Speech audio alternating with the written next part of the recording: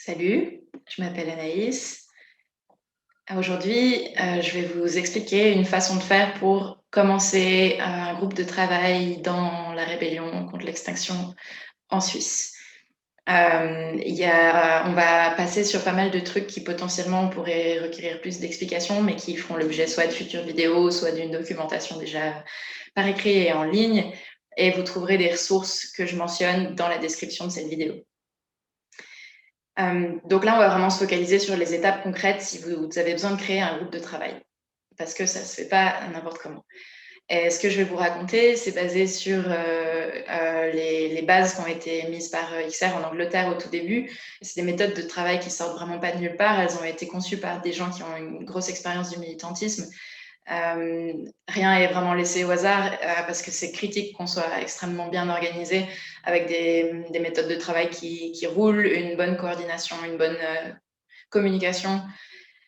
Parce que, ben voilà, je vous cache pas qu'on est dans la merde et qu'on n'a pas beaucoup de temps. Du coup, on a un devoir moral à être efficace et à pas tous finir en burn-out parce qu'on a une rébellion à organiser.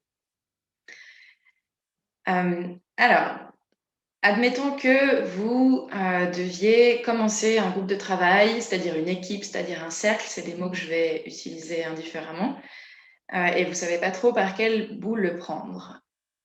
Alors, Extinction Rébellion est organisée sur un modèle qui s'inspire de l'holacratie. Là, je ne vais pas rentrer encore dans les détails, vous trouverez plus d'informations ailleurs. Mais disons qu'il n'y a pas de hiérarchie entre individus où il y a une personne qui peut dire à d'autres personnes quoi faire. Mais il y a des hiérarchies. Les hiérarchies, elles sont dans les buts des différentes parties de l'organisation.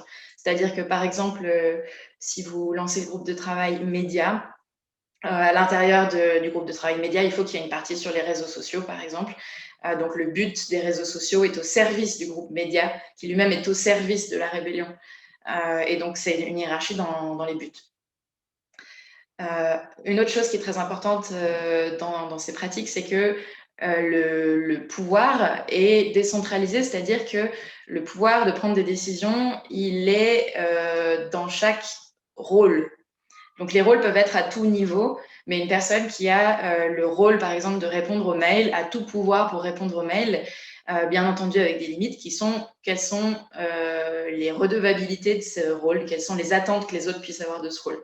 Donc une boîte mail qui est consultée régulièrement, des mails qui soient courtois et informatifs, etc. Donc, il n'y a pas de pouvoir central, etc. Il est vraiment décentralisé dans les différents rôles, les différentes tâches, les différents buts. Et c'est pour ça que on dit que le pouvoir est décentralisé. Ok, alors, cela étant dit, comment on commence à créer un groupe de travail? La première chose à avoir, c'est un mandat. Donc le mandat, vous verrez des ressources aussi en dessous, ce fera peut-être l'objet d'autres vidéos, je ne vais pas m'étendre là-dessus.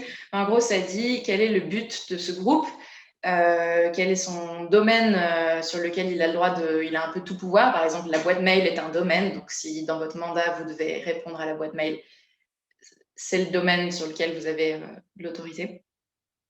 Et les redevabilités, c'est-à-dire quelles sont les attentes que les autres rebelles peuvent avoir du travail fourni par ce groupe de travail. Généralement, il est assigné par le cercle du dessus. Qu'est-ce que j'entends par cercle? Brièvement, voilà une représentation schématique de XR en Suisse à l'état actuel. Donc, vous avez un cercle principal qui est XR Suisse. À l'intérieur, vous avez des sous-cercles qui sont aussi des groupes de travail ou des équipes. Par exemple, là, vous avez médias et messages. Et donc, au sein du groupe Médias et Messages, peut-être qu'il va falloir créer un groupe spécial, un sous-groupe spécial pour les réseaux sociaux. Et donc là, le cercle Médias et Messages écrira le mandat qu'il assignera au sous-cercle réseaux sociaux.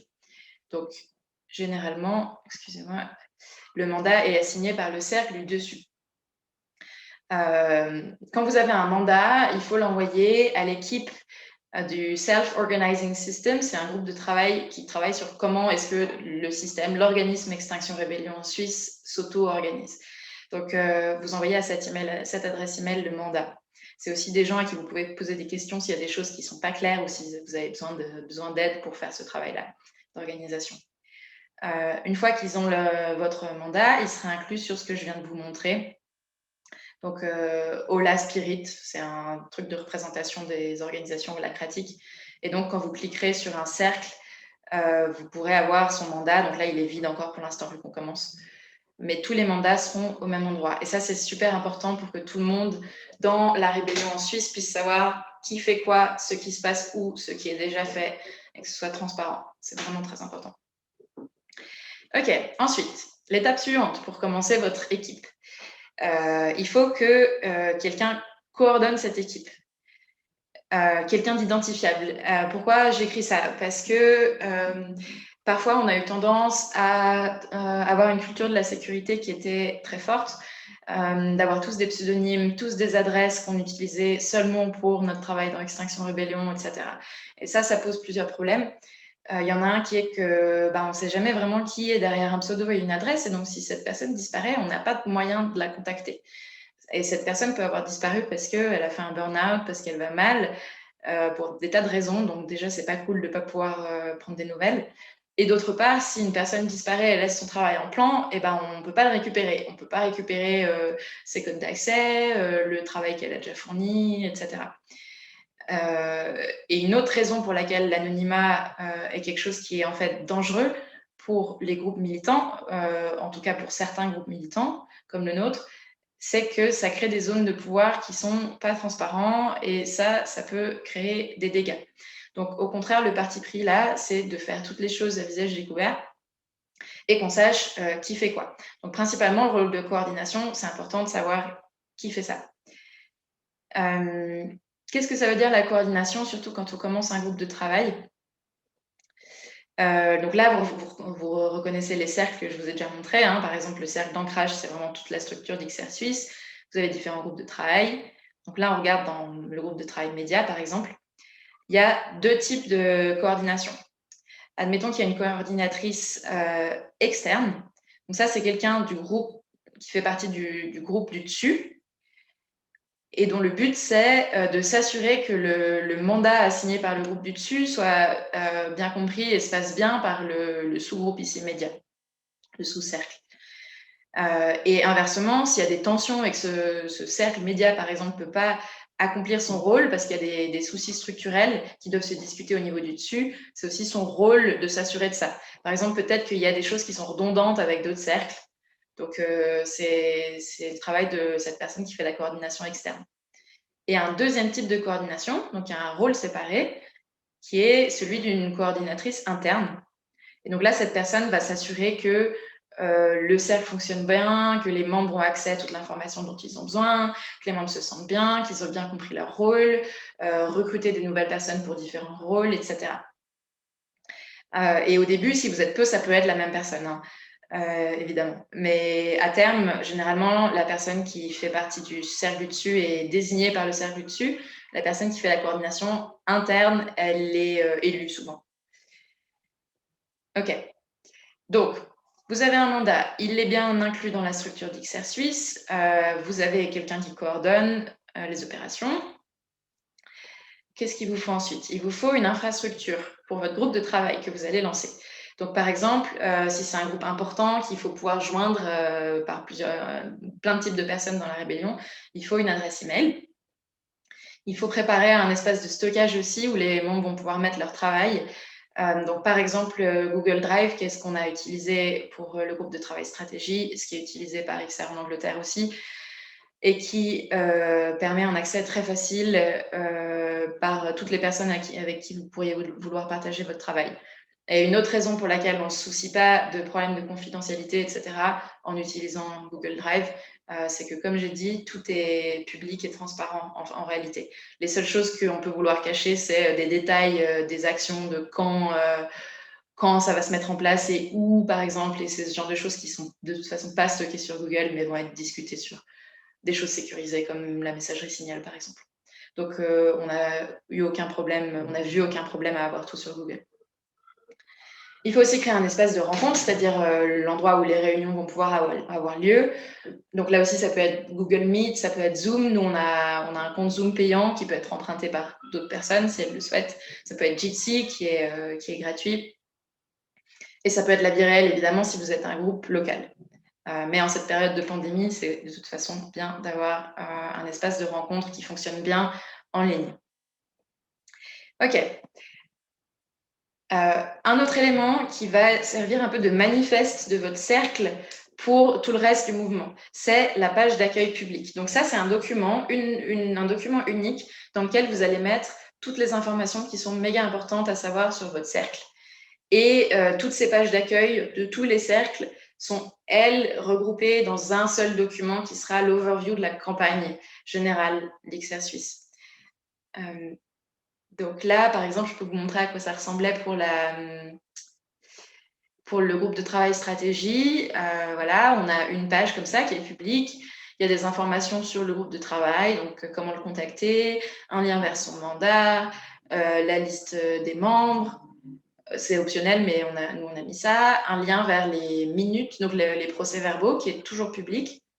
Des questions fréquentes sur le groupe de travail, un lien vers le dossier où on met toutes les choses, où on veut que les gens puissent farfouiller s'ils cherchent quelque chose. Et ensuite, par exemple, les choses vraiment importantes qu'on veut que les gens puissent lire s'ils recherchent des informations sur notre travail. Donc, par exemple, typiquement, la proposition stratégique qu'on a faite pour 2021.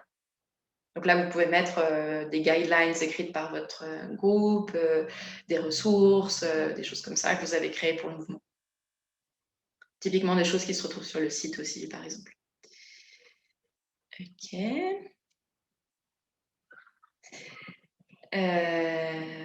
Voilà. OK, ensuite, vous êtes prêts pour commencer vraiment à fabriquer votre cercle. C'est-à-dire, en fait, faut voir un peu l'organisation d'Extinction Rebellion comme une machine qu'on crée ensemble. Et ensuite, il y a des personnes qui vont venir prendre les différents rôles qui ont été dessinés tous ensemble, on va dire. Donc, ce n'est pas un agrégat de personnes, c'est un agrégat de rôles qui font sens tous ensemble. Et ensuite, les personnes prennent ces différents rôles. Et ça permet aussi de séparer des problèmes qu'on a entre rôles, s'ils sont mal définis et qui se marchent sur les pieds, par exemple, et des problèmes qu'on aurait entre personnes qui, là, n'ont pas vraiment de raison d'être. On n'est pas là pour avoir des problèmes interpersonnels, on est là pour faire fonctionner un groupe de travail. Donc là, avec les personnes que vous avez déjà sous la main pour commencer votre groupe de travail, c'est bien de commencer à faire la liste de OK, qu'est-ce qu'il y a à faire de façon urgente? Est-ce qu'on peut définir ces rôles? Il y a aussi dans la description de cette vidéo comment écrire des rôles. Et en gros, c'est un peu comme si vous alliez passer une petite annonce pour recruter quelqu'un, il faut que ce soit clair. Voilà. Et donc, quand vous avez un peu une machine construite, il n'y a plus qu'à trouver les gens pour faire tourner cette machine, cet organisme. Et donc là, on commence à remplir les rôles. Donc, parmi les personnes qui sont déjà présentes, on essaie de les assigner et on essaie de recruter des personnes qui seraient intéressées et compétentes pour remplir les autres rôles petit à petit. Et ensuite, il n'y a plus qu'à se mettre au boulot. Alors, maintenant, je vais vous montrer un petit peu des façons de travailler ensemble qui sont super importantes et qui ne sortent pas de nulle part, et notamment qui ont trait à la culture régénératrice qu'on essaie d'avoir au sein de la rébellion. Donc cette culture régénératrice, c'est quelque chose de très vaste comme sujet, mais notamment, ça veut dire avoir des méthodes de travail qui nous permettent de nous sentir respectés, valorisés et appréciés, que ce n'est pas des pertes de temps. Et en gros, c'est des pratiques qui empêchent les rebelles d'avoir des burn-out. Donc, c'est des bonnes pratiques d'organisation aussi, ça fait partie de la culture régénératrice. Donc, première chose, il faut que vous ayez un groupe de travail qui ait des contours clairs. Donc, typiquement, ce n'est pas un chat de groupe avec 200 personnes dedans, dont la moitié sont des fantômes, on ne sait pas qui fait quoi, etc. Non, il faut une liste claire de gens qui est maintenue par la coordinatrice, qui font partie du groupe de travail, qui sont engagés dans le groupe de travail, qui viennent aux réunions, qui passent un certain nombre d'heures par semaine à travailler, qui ont un rôle. Donc, la liste des membres doit être tenue à jour par la coordinatrice interne. Les personnes sont recrutées pour remplir des rôles et prennent des responsabilités. Donc, ça veut dire que ce n'est pas juste des gens qui font partie du groupe parce qu'ils ont envie, mais ne savent pas trop quoi faire, et sont juste là au réu, mais ne fournissent pas de travail le reste du temps. On a le droit d'assister au réu à partir du moment où on fournit un travail. La transparence sur qui a quelle responsabilité. Donc ça fait partie des informations que vous fournirez à l'équipe SOS qui s'occupe de faire cette représentation en cercle que je vous ai montré. L'adresse est dans la description. Et quand il y a des nouvelles recrues, elles doivent être vraiment alignées sur les façons de travailler, pourquoi on est là et qu'est-ce qu'on fait. Que ces recrues fassent déjà partie d'un groupe local ou pas, c'est pas nécessaire. Donc, elles doivent lire et accepter la constitution d'Extinction Rébellion en Suisse, les méthodes de travail et le mandat du cercle et ou des rôles à remplir. Donc ça, c'est des documents qui sont aussi dans la description. Mais je peux vous montrer un peu à quoi ça ressemble. Par exemple, la Constitution, voilà, c'est un document qui explique les fondamentaux sur pourquoi on est là et comment fonctionne le système auto-organisé dont je vous parle là. Comment on définit des rôles, les procédés de prise de décision, comment on définit les mandats, des règles à respecter pour limiter le pouvoir des personnes dans leur rôle, comment on tient des réunions, etc. Donc ça, tout ça, c'est vraiment présent dans la Constitution que je vous engage évidemment à lire et relire. Et l'autre document fondamental, c'est les méthodes de travail de la rébellion. Et là encore, c'est vraiment comment on interagit ensemble dans notre travail au service de la rébellion. Donc là aussi, c'est quelque chose de fondamental. Alors là, dans ce que je vous raconte, il y a des trucs que j'ai marqués régène en orange. Alors, c'est pas forcément évident que des méthodes de travail, ça fait partie de la culture régénératrice, mais en fait, c'est vraiment le cas. Et donc, quand vous verrez apparaître le petit régène en orange, c'est que c'est quelque chose qui contribue vraiment au bien-être du groupe. Et ça, c'est des choses qu'on a beaucoup vues dans le groupe de travail stratégique quand on a commencé à vraiment implémenter tout ça bien. Les gens ont donné un super retour, ils étaient contents de travailler là, c'était efficace, ils n'avaient pas l'impression d'une perte de temps et ça a vraiment boosté le moral et la capacité de travail de tout le monde. Ok, maintenant les réunions. Les réunions, idéalement, doivent être régulières. Par exemple, trouver un jour qui convient à tout le monde, tous les lundis, par exemple, de 17 à 18 heures, et essayer de vous y tenir. Et elles doivent être aussi face à face ou sur des logiciels de visioconférence. Et le but de ces réunions, en fait, et la raison pour laquelle elles doivent être régulières, mais pas forcément longues, c'est que c'est surtout du partage d'informations et de la coordination. Parce que la plupart des décisions, elles sont déléguées aux titulaires de rôle. Donc, il y a très peu besoin, en fait, de se retrouver tous ensemble avec son cercle pour prendre une décision. Et quand c'est le cas, on est prévenu à l'avance. En général, on sait qu'on va devoir la prendre, on sait pourquoi on doit la prendre tous ensemble, etc. Donc, la plupart du temps, les réunions peuvent aller assez vite, vu que chacun sait bien ce qu'il ou elle a à faire. Et voilà, donc comment tenir une réunion, ça fait partie des documents qu'il y a dans les descriptions, et ça fera peut-être l'objet d'autres vidéos aussi. Le procès verbal de chaque réunion doit être public pour tout le mouvement parce que c'est crucial de pouvoir savoir ce que font les autres, où ils en sont, qui fait quoi. Ça fait partie de la transparence et ça fait partie du fait qu'on ne va jamais se retrouver coincé parce qu'on ne sait pas ce qui se passe dans une branche. Alors, toutes les réunions doivent être facilitées et alors une facilitation bien faite, c'est crucial en fait au bien-être de tout le monde, à l'efficacité de la réunion et à la qualité de ce qui ressort de ces réunions. Alors, comme c'est si critique, moi je conseille vraiment que les personnes qui facilitent soient des personnes qui aient été formées ou se soient auto-formées en lisant des choses, regardant des vidéos, etc. L'idée, c'est pas que ça tourne à chaque réunion et qu'une fois sur deux, ce soit quelqu'un qui ne sache pas faire. L'idée, c'est que ce soit toujours des gens qui sachent ou des gens qui soient en train d'apprendre avec quelqu'un d'autre peut-être. Et évidemment, l'idée, c'est que le plus de gens possible apprennent et s'apprennent les uns les autres. Mais voilà, c'est pas quelque chose à laisser au hasard, c'est vraiment très important pour le bien-être de tout le monde et l'efficacité des réunions. Une autre bonne pratique, c'est si vous ne pouvez pas être à une réunion de votre cercle, il faut prévenir à l'avance. Et le reste du cercle doit prendre aussi des nouvelles de ceux qui sont absents pour savoir, déjà comment ça va, parce que voilà, on sait tous que c'est des périodes difficiles pour tout le monde. Et deux, pour être sûr qu'il n'y a pas de fantômes dans les cercles dont on ne connaît pas bien le statut. Ça aussi, ça fait partie des pratiques de transparence et de régène. Et ça peut être le travail de la coordinatrice de prendre des nouvelles des absents. OK. Donc maintenant que vous avez décidé de votre fréquence de réunion et que tout le monde est bien familiarisé avec les pratiques, etc., il faut décider des canaux de communication de votre groupe de travail. Alors, première chose, attention au chat de groupe. C'est vraiment quelque chose qui n'est pas recommandé d'avoir un chat de groupe avec un grand groupe dedans. La question à se poser, c'est quelle est la fonction du chat? C'est quelque chose qui a éminemment le potentiel de créer du burn-out chez des gens. Il y a même un nom pour ça, c'est le chat burn-out. Il y a plein de gens à qui ça arrive. C'est quand vous êtes sollicité en permanence par plein de chats, vous avez l'impression que vous avez toujours besoin d'avoir l'œil dessus, qu'à tout moment, il peut sortir un truc important que vous allez louper. Du coup, vous êtes obligé de regarder tout le temps ce qui se passe et c'est très difficile de séparer un peu le bon grain et l'ivraie. Et c'est pas une méthode d'organisation. Une équipe de travail hors militantisme ne s'organise pas dans un chat, et pour cause. Mais on va revenir après sur l'usage des chats, le bon usage des chats. Vous pouvez par exemple avoir une newsletter interne. Nous, c'est ce qu'on avait dans le groupe de travail stratégie. On trouvait que ça marchait assez bien.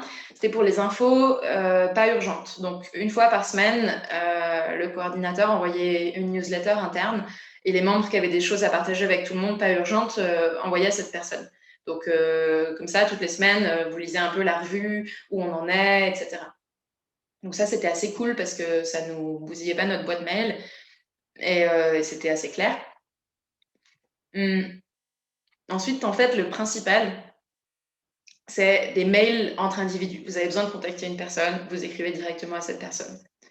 Les mails groupés, c'est pour une info urgente où on veut que tout le monde le sache, ou si vous êtes engagé à fournir un document à tout le monde, vous pouvez l'envoyer à tout le monde, ce genre de choses. Là encore, attention à ne pas harceler tout le groupe avec des mails groupés tout le temps, mais un bon usage, ça marche très bien. Ensuite, on privilégiait les coups de téléphone ou les réunions, enfin les rencontres en vrai quand on n'habite pas loin. Parce qu'en fait, comme j'ai dit plus haut, les réunions avec tout le groupe, c'est pour le partage d'informations et la coordination. Le vrai travail, il est fait par des individus dans leur rôle, à 2 ou à 3, par des individus dans leur rôle avec l'aide de copains qui ne font pas partie du cercle, ce genre de choses. Donc le travail, il n'est jamais fait par tout le groupe de travail à la fois. Donc vraiment privilégier les rapports avec la personne avec qui vous voulez bosser, la personne de qui vous avez besoin d'une information. Et enfin, les chats, évidemment, en fait, ça peut être super utile, mais quand on sait exactement pourquoi. Donc, généralement, c'est des chats qui sont éphémères pour un projet donné. Vous êtes plusieurs à travailler sur un document. La deadline, c'est dans 2 semaines. Évidemment, vous pouvez avoir un chat. Tout le monde sait exactement sa part. Ça va vite. C'est super utile. Par contre, une fois que le projet est terminé, je conseille d'effacer ce chat, enfin, de le quitter, pour pas que ça devienne des canaux un peu informels où il y a une espèce de structure en filigrane qui n'est pas la structure officielle du groupe de travail, mais où il y a des décisions qui vont être prises de façon informelle, etc. Donc, faire attention à ça. Généralement, les chats, c'est pour parler à vos potes ou alors pour un projet donné, un but donné, où tout le monde sait bien pourquoi on est dedans. Et enfin, un autre truc qu'on a fait qui a vraiment bien marché, c'est que notre groupe de travail stratégie, ça avait un statut un peu bizarre parce qu'on devait quand même... c'était beaucoup de la réflexion et on ne savait pas trop où on allait au début. On n'avait pas un mandat clair et des rôles clairs parce que la structure nationale d'XR Suisse n'existait pas encore. Et du coup, on avait besoin vraiment de pouvoir discuter sans savoir où on allait. Et je présume que ce sera le cas aussi de beaucoup de groupes de travail. Et donc, on a créé un espace pour les discussions informelles qui étaient les cafés stratégie. C'était tous les 8 jours, comme ça décalait. Une session Zoom. Chacune vient s'il le souhaite. Il y avait un thème à chaque fois. Et le but, c'était d'avancer dans nos réflexions ensemble. Mais évidemment, il n'y avait pas de décision qui était prise là, etc. Ce n'était pas un espace formel. Donc, voilà, je peux vous recommander des choses comme ça si vous avez besoin. Et ça permet aussi de libérer de l'espace pendant les réunions qui ne sont pas là pour avoir des moments de débat, sauf si on le souhaite et que ça fait partie de l'ordre du jour. On va prendre un quart d'heure pour parler librement de ça. Ça peut le faire. Voilà. En fait, donc j'ai fini. Donc, pour reprendre très brièvement, Les documents principaux dont vous avez besoin maintenant pour lancer votre groupe de travail, c'est la constitution, les méthodes de travail, envoyez votre mandat à l'adresse qui est là, xrch-mandates@riseup.net, qui est le groupe de travail sur la structure auto-organisatrice d'organisation. Bref, SOS, Self-Organizing System. Si vous avez des questions, vous pouvez aussi écrire à cette adresse. Et avec ça, je vous souhaite tout le meilleur pour le début de votre équipe. Merci de votre attention et merci de votre travail. Et on se verra dans les rues pour la rébellion.